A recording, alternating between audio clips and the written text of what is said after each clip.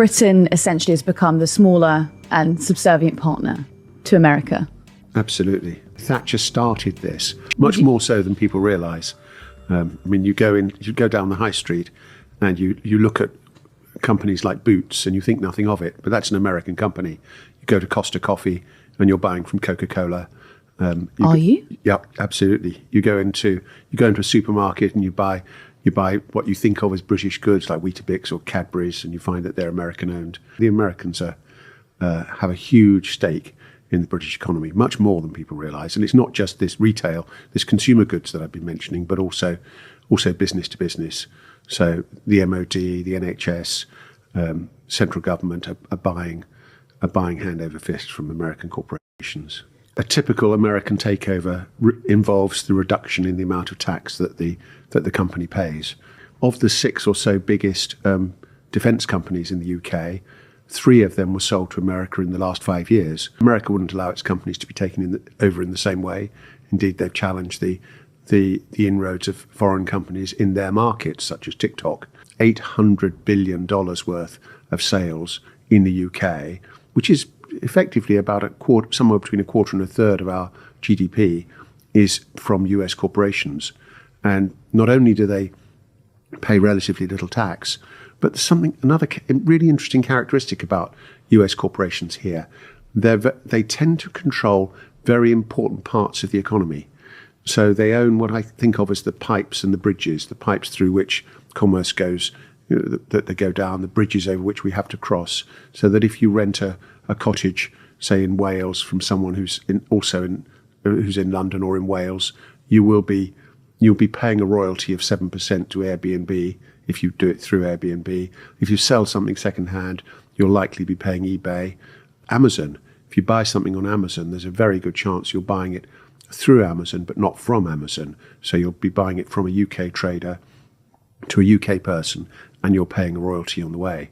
But even bigger than that, whenever we trade at all, we almost always use credit cards. MasterCard, Visa, Apple Pay, Google Pay, Amex. These are all US corporations where a small royalty from every transaction that we do is going to the US. So we're losing profits, but we're also losing control.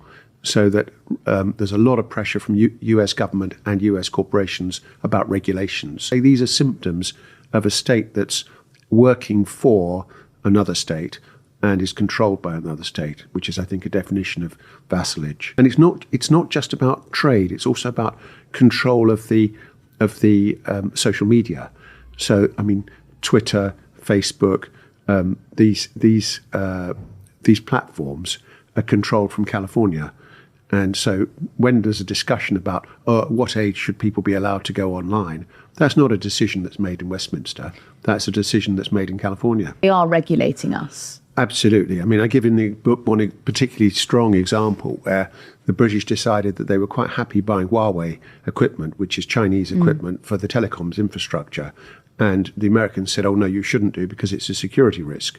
And the British decided, this was when in Trump's first presidency, when Boris Johnson was Prime Minister, the British decided to investigate and check whether it was safe.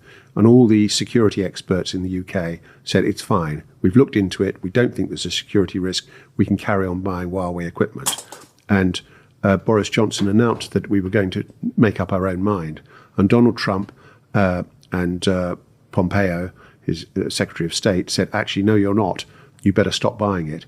And there were a few days of silence, and then the British climbed down and agreed that they were going to exclude Huawei equipment from all the British telecoms infrastructure. So that was done, in effect, at the diktat of the American government. Private equity is an American-born beast with many heads. There are many, and again, when people talk about private equity in the UK, they're almost always talking about US private equity, companies like Apollo and KKR and Blackstone.